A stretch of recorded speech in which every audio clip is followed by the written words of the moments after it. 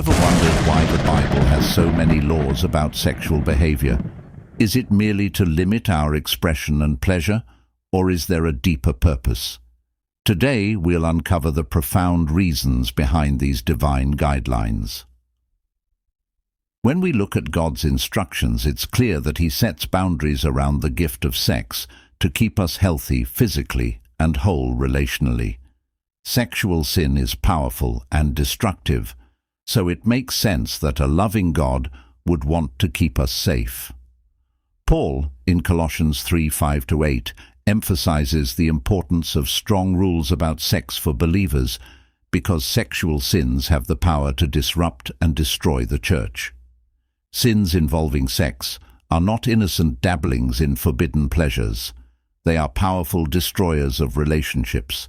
They bring confusion and tear down the climate of respect, trust, and integrity essential for solid marriages and secure children.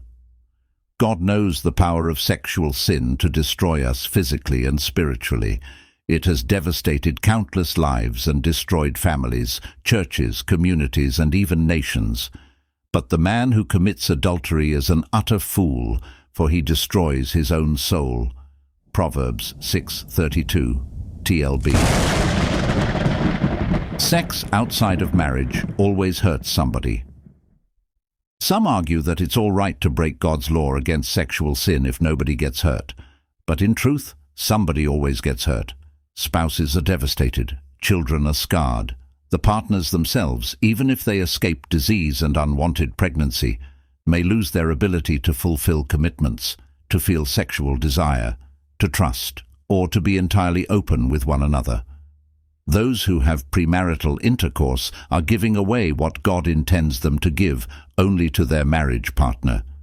They may end up emotionally scarred and incapable of having an intimate, healthy sexual relationship if or when they do get married. God's rules do not forbid good, clean fun. Rather, they protect us from destroying ourselves through unwise actions or by running ahead of God's timetable. That is why I say to run from sexual sin. No other sin affects the body as this one does. When you sin this sin, it is against your own body. 1 Corinthians 6:18, TLB. The power of sexual sin. The power of sexual sin must never be underestimated. Sexual immorality is a temptation that is always before us. In movies and on television, sex outside marriage is treated as a normal, even desirable part of life. Marriage is often shown as confining and joyless. Christians who seek to adhere to God's commandments concerning sexuality are sometimes looked down on for being killjoys or puritanical. God wants to protect us from damaging ourselves and others, so He offers to help us when we are feeling lonely or sexually frustrated. How does sexual sin begin? But I say, anyone who even looks at a woman with lust in his eye has already committed adultery with her in his heart. Matthew 5:28, TLB. Sexual sin begins in the mind. God considers mental adultery as serious as physical adultery. The Old Testament law says it is wrong for a person to have sex with someone other than his or her spouse. Exodus 20:14. But Jesus said that even entertaining the desire to have sex with someone other than your spouse is mental adultery and a sin. Jesus emphasized that if the act is wrong, then so is the intention. To be faithful to your spouse with your body but not your mind is to break the trust so vital to a strong marriage. Regard lust as a warning sign of danger ahead. When you notice that you are attracted to a person of the opposite sex or are preoccupied with thoughts about them, your desires may lead you to sin, and that sin could be tragic to your health and relationships. Ask God to help you change your desires and your thoughts before you are drawn into sinful acts. Why should we follow God's laws about sex? Be happy, yes. Rejoice in the wife of your youth. Proverbs 5:18, TLB.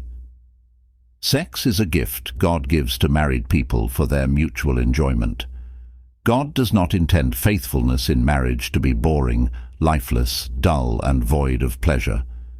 Real happiness comes when we decide to find pleasure in the relationship God has given us and commit to making sex pleasurable for our spouse.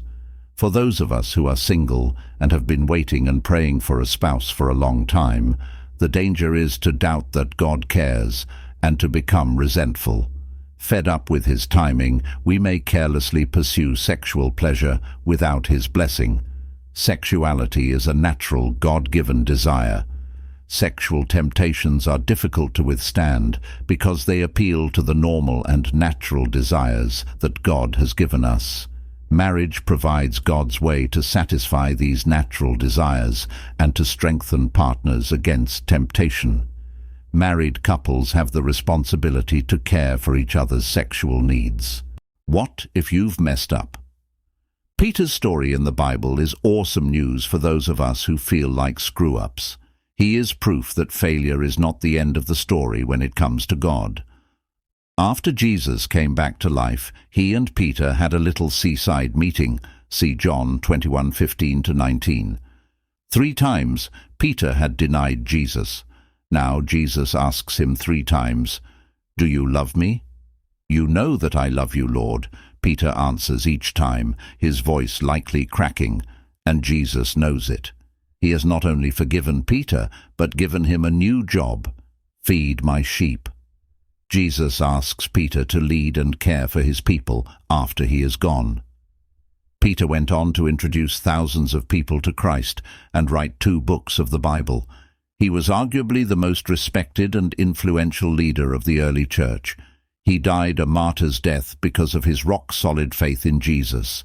Do you feel like you've really blown it? Do you feel like you've really blown it? Do you feel unacceptable or useless in God's eyes? Then do what Peter did. Seek forgiveness and restoration. Take Jesus up on his promise. "Whoever comes to me, I will never drive away." John 6:37. God offers us his strength to resist the images we see in the media and the thoughts that can assault our minds. He doesn't just tell us to resist temptation. He offers to fill and empower us with his Spirit.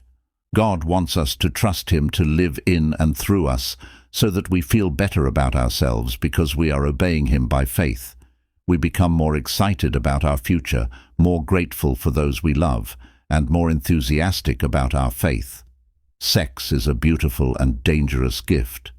Please handle with care in the power of the Spirit so you can live a healthy and whole life. Stay blessed until next video. Don't forget to share and subscribe. Thanks. God bless you.